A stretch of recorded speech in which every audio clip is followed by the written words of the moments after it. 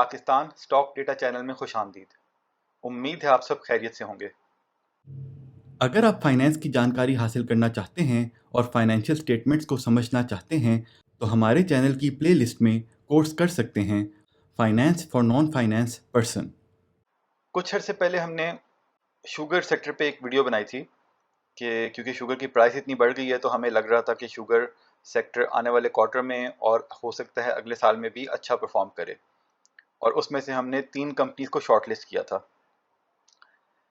आज हम एक चीज़ और देखते हैं। ये हमें लगा कि जो है ना ये ज़्यादा इम्पोर्टेंट हो सकती है फ्यूचर के डिसीजन मेकिंग के लिए। अब जब कंपनीज होती हैं जो अपने अकाउंट्स बना के देती हैं, वो आपको बताती हैं कि भाई कितना माल उन्होंने बेचा और कितना, और उस जो बेचा उसकी खरीद कितनी थी, उसकी कॉस्ट कितनी थी, और फिर ये भी बताते हैं कि अब उनकी इन्वेंट्री में कितना माल पड़ा है। देखिए ये एक लॉजिकल बात है कि जिसके पास ज़्यादा माल पड़ा होगा, बेचने वाला उनकी इन्वेंट्री में पड़ा होगा, उसका आने वाले महीनों में ईपीएस उस हिसाब से चल सकती है। एक तो हमने ये कहा था ना कि भाई वो शुगर की प्राइस इंक्रीज होने से उन पे इम्पैक्ट आएगा, लेकिन एक ये बात है कि अगर शुगर की प्राइस इंक्रीज होने से इम्पैक्ट नहीं भी आता, या अगर प्राइस इंक्रीज ना भी होती, तो ये असेस कैसे करेंगे कि उनके आगे आने वाले क्वार्टर्स में उनका ईपीएस उसी तरह हो सकता है कि नहीं। तो उसमें जो है ये पहला कॉलम हम आपको, इसमें हमने 2022 के साल की जो उनकी अकाउंट्स में जो इसकी इन्वेंट्री पड़ी थी वो है, ये मिलियन सॉरी थाउजेंड्स में है, ठीक है। यानी कि ये जो 1.2 मिलियन नजर आ रहा है, असल में 1.2 बिलियन है। तो उनकी इन्वेंट्री 2022 में कितनी थी, उनकी 9 महीने के जो अकाउंट्स अभी आए थे तब उनकी इन्वेंट्री कितनी थी, जो उन्होंने माल बेचा। देखें ये इन्वेंट्री ना कॉस्ट पे लिखनी होती है। ये यानी कि ये जो उनकी जो शुगर उनके पास पड़ी होगी या एथेनॉल पड़ी होगी, उसकी कॉस्ट क्या है, और जो अकाउंट्स में लिखा होता है कि जो माल उन्होंने बेचा, मिसाल के तौर पे 4 बिलियन का बेचा, तो उस 4 बिलियन माल की कॉस्ट क्या थी, ये भी कॉस्ट ऑफ गुड्स सोल्ड जो लिखा होता है वो कॉस्ट होती है। तो वो हमने कॉस्ट यहाँ पे रख ली, और हमने ये देखा है कि जी अगर उसकी ईपीएस कितनी बनी अभी 9 महीने में ये माल बेचने से, वो आ जाएगी 2.51, ठीक है। तो हमने एक बहुत ही रफ सा एस्टीमेट लगाया है कि अगर ये जो उनकी इन्वेंट्री में माल पड़ा है, ये सारा का सारा माल अगर वो अगले 9 महीने में बेच देते हैं, क्योंकि जाहिर बात है ना, जो इनका शुगर का क्रशिंग सीजन वो स्टार्ट होता है Q4 में, 2-3 महीने में वो सारा शुगर केन को क्रश करके शुगर बनाते हैं, और फिर वो अगले 9 महीने में बेचते हैं, या उससे आगे भी जाना चाहें तो बेचते हैं। तो उस ये है कि अगर ये सारा माल आने वाले 9 महीनों में बेचा तो ईपीएस अगले 9 महीने में कितनी हो सकती है। ये बहुत ही रफ एस्टिमेट्स हैं। ये सिर्फ एक आइडिया लेने के लिए, एक असेसमेंट करने के लिए, इनमें गलती भी हो सकती है। तो जो लोग खुद से इन चीज़ों को समझ नहीं सकते, खुद से माइंड अप्लाई नहीं कर सकते, खुद से एनालाइज नहीं कर सकते, वो बेशक ये वीडियो ना देखें, वो कंफ्यूज होंगे। वो लेकिन जो लोग थोड़ा सा चीज़ों को समझ सकते हैं, लॉजिक को समझ सकते हैं, वो इसको देख के अपना फैसला आने वाले दिनों का कर सकते हैं। और ये यहाँ पे जो इन्फॉर्मेशन है कि ये सारा माल जब बेचेंगे तो वो उसका जो है ईपीएस इम्पैक्ट कितना हो सकता है, तो ये प्राइस इंक्रीज के बगैर है। यानी कि अगर इसमें जो 1.5 गुना या 2 गुना प्राइस शुगर की इंक्रीज हो गई है, अगर वो इम्पैक्ट डाला जाए तो कॉस्ट तो उनकी वही पुरानी थी, कॉस्ट तो नहीं बढ़ेगी ना, लेकिन रेवेन्यू आएगा, तो ये उससे ज़्यादा भी हो सकती है। लेकिन क्योंकि फाइनेंस कॉस्ट भी कुछ बढ़ी है, अगर आगे भी कोई 2-3% बढ़ जाती है तो कुछ कॉस्ट भी बढ़ेगी उनकी, तो इम्पैक्ट उसका जो है ना वो उसका भी मतलब वो नलिफाई भी हो सकता है। ये भी हो सकता है कि कुछ पॉजिटिव में इम्पैक्ट ज़्यादा रहे, लेकिन हमने वो नहीं डाला। उसके बगैर हम देख रहे हैं कि क्या पिछले 9 महीनों वाली ईपीएस को मेंटेन कर सकेंगे अपना माल बेच के कि नहीं। तो ये है इसमें एक असेसमेंट।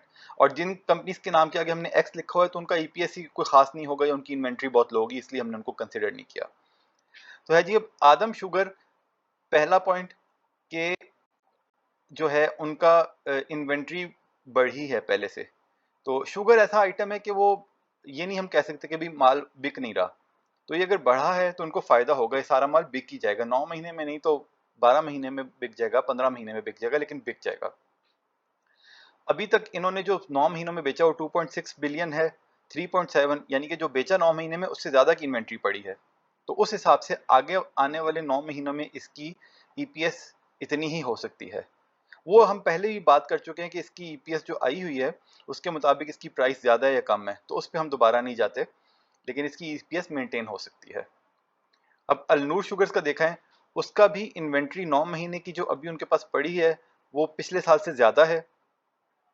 उनका कॉस्ट ऑफ गुड सोल्ड यानी कि 9 महीने में ज़्यादा बेच चुके हैं और जो इन्वेंट्री पड़ी है वो उससे कम है, लेकिन उनका ईपीएस नेगेटिव में है तो उसकी तरफ नहीं जाते। अब चश्मा शुगर है, उनकी इन्वेंट्री देखा जाए तो काफ़ी ज़्यादा बढ़ गई है, ठीक है, यानी कि उन्होंने इस साल अच्छा माल प्रोड्यूस किया है और 13 बिलियन वो बेच चुके हैं, जिससे उनका 8.9 ईपीएस था 9 महीने में, और 11 मिलियन जब वो बेचेंगे 7.58 उनका आएगा। और ये बात याद रखिए, जो हम अगले 9 महीने की असेसमेंट कर रहे हैं एक बार फिर बताते चलें कि ये 7.58 अगले 9 महीने का ईपीएस जो हमने निकाला है ये इससे ज़्यादा होगा, क्योंकि आने वाले साल में भी वो माल क्रश करेंगे और इन्वेंट्री में उनके आएगा और वो फिर वो माल बेचेंगे, तो उससे ज़्यादा होगा या हो सकता है।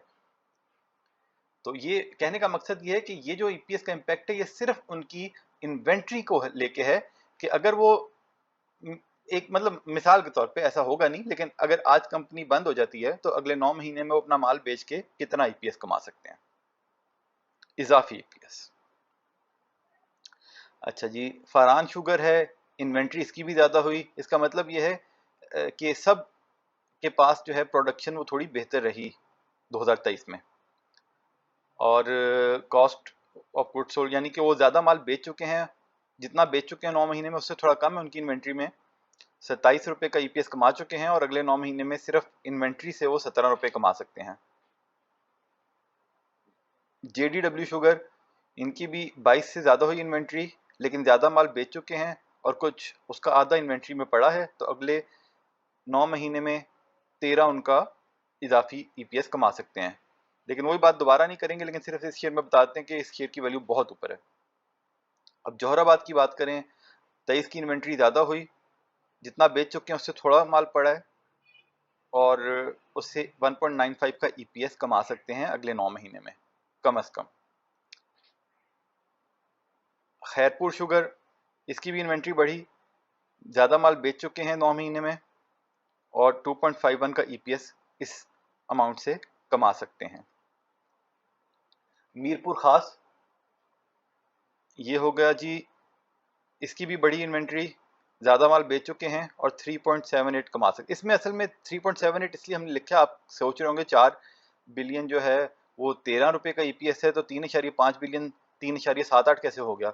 तो इन्होंने असल में 200% बोनस दिया है अभी पीछे, तो उसकी वजह से इनका जो ईपीएस है उसको हमें 3 से डिवाइड करना पड़ा है, क्योंकि उनका ईपीएस कम हो जाएगा, तो उस हिसाब से इसकी वैल्यू शेयर की शायद अभी इतनी काफ़ी ऊपर है। इसी तरह मेहरान जो है, इन्वेंट्री तो सबकी बढ़ रही है पिछले साल के मुकाबले में, ये भी ज़्यादा माल बेच चुके हैं, तो 9 रुपये का इम्पैक्ट इस पे आएगा।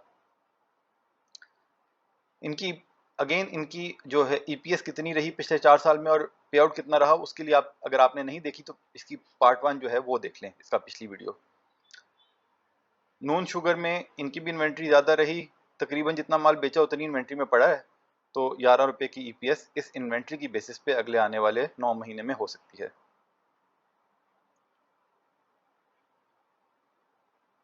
इसमें हमें इस अभी ये पता नहीं है, शायद इसका कोई रिपोर्ट आती हो, जैसे कारों के सेल्स का डेटा आता है, अगर तो शुगर का कोई ऐसा डेटा आता है कि किस कंपनी ने दिसंबर के बाद कोई डेटा ऐसा रिलीज होता है कि किस कंपनी ने जो है ना इस साल कितनी क्रशिंग की, कितनी शुगर प्रोड्यूस की, तो उसका भी आप जायज़ा आने वाले महीनों में लीजिएगा, वहाँ से आपको पता लगेगा कि कौन सी कंपनी अगले साल भी उसी तरह प्रोड्यूस कर रही है, या फिर जब ईयर एंड के रिजल्ट्स उनके आएंगे या Q1 अगले साल के आएंगे तो उसमें कंपनियां भी अपना अपना इन्फॉर्मेशन बताएंगी, लेकिन वो थोड़ा सा लेट हो चुका होता है, अगर उससे पहले कहीं से आपको मिल जाए तो वो इन्फॉर्मेशन इंपॉर्टेंट होगी।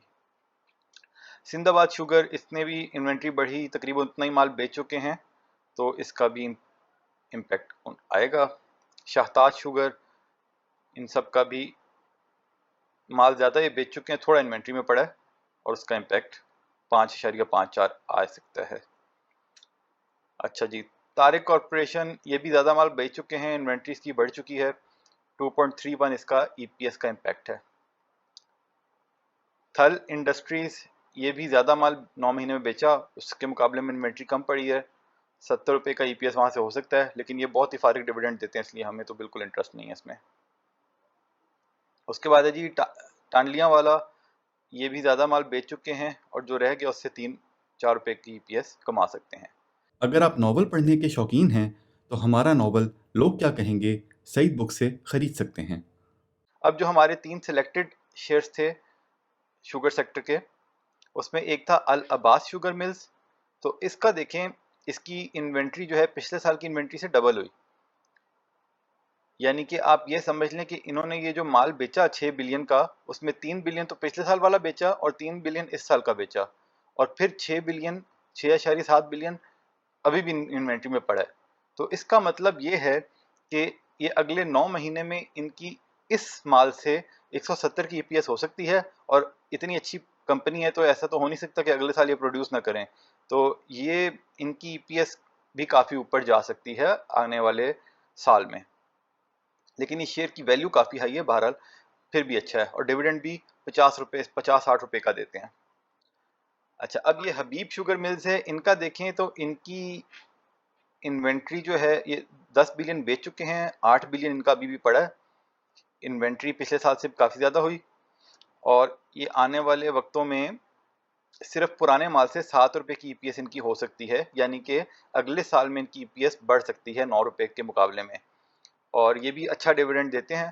तो हम तो इसमें हमने थोड़ी बहुत इन्वेस्टमेंट की हुई है अभी अभी लेकिन हमें अगर अगर ये नीचे आया, वैसे तो यहाँ पे भी इतना बुरा नहीं है, लेकिन नीचे आया तो हम और लेंगे, वरना अभी इसको मेंटेन करेंगे जो थोड़े बहुत हमने इसमें शेयर्स लिए हैं। और हमारा जो बेबी है, ये 4-5 महीनों में पता लग जाएगा कि हमारी असेसमेंट इसमें कितनी सही रही और कितना इसमें हमें फ़ायदा हुआ। तो वो है जी शाह मुराद शुगर मिल्स। और इसका अगर देखें तो इसका पहली बात कि इस साल की जो इन्वेंट्री है वो पिछले साल से तकरीबन 3 टाइम्स हो गई, या 2.8 टाइम्स। ठीक है, सबसे ज़्यादा शायद इसी की बड़ी, हमने इसे चेक कैलकुलेट नहीं किया, लेकिन अलाहाबाद से भी इसकी ज़्यादा इन्वेंट्री हुई। यानी कि जितनी ज़्यादा इन्वेंट्री होगी वो माल अब बेचेंगे तो उससे फ़ायदा होगा। अब 11 मिलियन का माल इन्होंने बेच दिया है, 114 ईपीएस है, और तकरीबन जो है ना 9.7 बिलियन का इन्होंने बेचना है। और वो बेचें, अगर ये इमेजिन करें कि बाकी तमाम कॉस्ट उतनी ही रहती है जितनी इस साल थी, तो उससे ये 100 रुपये का ईपीएस तो अगले 9 महीने में कमाएंगे ही कमाएंगे, लेकिन जो अगले साल क्रशिंग करेंगे उससे ये और भी ज़्यादा, इनका मतलब ईपीएस अभी भी अगले साल में हमें बढ़ता हुआ नज़र आ रहा है। और इन्होंने इस साल जो अभी तक 114 रुपये कमाए हैं, उससे 30 रुपये का डिविडेंड दिया है, पे आउट इनका अच्छा ही रहा है। तो उम्मीद यही की जा रही है अभी कि ईयर एंड पे 15 रुपये का डिविडेंड और देंगे, और अगर अगले साल ये अपनी ईपीएस मेंटेन रख पाते हैं या ज़्यादा होती है, तो अगले साल फिर कम से कम 45 रुपये का डिविडेंड और देंगे। ये सारी चीज़ें तब प्रूव होंगी जब असल में ईयर एंड पे डिविडेंड दें, वरना अगर इनका इरादा बदल गया, ईयर एंड पे इन्होंने कोई डिविडेंड ना दिया, तो फिर हमें इसकी रीवर्किंग रिकैलकुलेशन करनी पड़ेगी। लेकिन अभी जाहिर बात है, रिजल्ट आने से पहले असेसमेंट करनी होती है, रिजल्ट आने के बाद तो फिर वो फ़ायदा नहीं होता, क्योंकि आपने देख लिया रिजल्ट आने के बाद ज़्यादातर लोग तो माल बेच देते हैं, और रिजल्ट आने तक ही शेयर की वैल्यू काफ़ी ऊपर चली जाती है। तो अगर स्टॉक मार्केट से कमाना है तो पहले असेसमेंट करनी पड़ती है, और फिर उस टाइम पीरियड में कमाना होता है, वो ज़्यादा ज़रूरी है। तो अभी की असेसमेंट के मुताबिक हमारा यही है कि इसके आने वाले दिन, आने वाले साल अच्छे लग रहे हैं। ये 45 रुपये तक का डिविडेंड दे सकते हैं पूरे साल में, और 45 रुपये का डिविडेंड, और आज इसकी तकरीबन 180 इसकी प्राइस चल रही है आजकल। ये प्राइस जो है ना हमने अपडेट नहीं की अभी, इसको आप देख लीजिएगा, ये 18 तारीख की हैं, क्योंकि हमारा मकसद इस वक्त बेसिकली इन्वेंट्री का बताना था। और आज इसकी प्राइस 180 है, तो 180 के हिसाब में देखें तो तकरीबन जो है ना ये आज की तारीख में 25 रुपये की डिविडेंड यील्ड बन रही है। लेकिन अगर इसकी ईपीएस में प्राइस इंक्रीज का भी इम्पैक्ट आ गया, और वो दिसंबर में ही पता लगेगा, तो फिर इसकी ईपीएस काफ़ी ज़्यादा अच्छी हो सकती है। ये ज़रूरी नहीं है कि वो डिविडेंड भी ज़्यादा करें, लेकिन ईपीएस काफ़ी ज़्यादा बेहतर हो सकती है। तो ये जो कंसिडरेशन हमने आपको दिखाई हैं, इन्वेंट्री किसकी पड़ी है, इसकी बेसिस पे भी आप फैसला कर सकते हैं कि कौन सी कंपनी में आप जो है अगर करना चाहते हैं शुगर की तो आप उसमें इन्वेस्ट करें। जाहिर बात है जिसकी सबसे ज़्यादा इन्वेंट्री हो और जिसका सबसे ज़्यादा ईपीएस का इम्पैक्ट होगा उसी को प्रेफर करना चाहिए। और इन सब डेटा को देखने के बाद भी हमारी लिस्ट में सिर्फ यही 3 कंपनियां हैं और टॉप प्रायोरिटी पे शाह मुराद शुगर। ठीक हो गया जी। तो ये था सारा डेटा। ये सारा डेटा जो है हमने पीएसएक्स की साइट से वहां से इन कंपनियों के अकाउंट्स खोल के लिया। कोई भी फैसला करने से पहले आपकी जिम्मेदारी है कि आप वहां से डेटा को वेरीफाई करें फिर अपना फैसला करें, क्योंकि इतना सारा डेटा लिखने में गलती बड़े आराम से हो सकती है। तो हम गलती की कोई जिम्मेदारी नहीं ले रहे। ये कोई बाय सेल कॉल नहीं है। खरीदने बेचने का फैसला आपने खुद करना है, क्योंकि मुनाफे में मौज अपनी अपनी और नुकसान में दौड़ अपनी अपनी। वीडियो पसंद आई तो शेयर लाइक सब्सक्राइब सब कर दें। खुश रहें। अल्लाह के हवाले।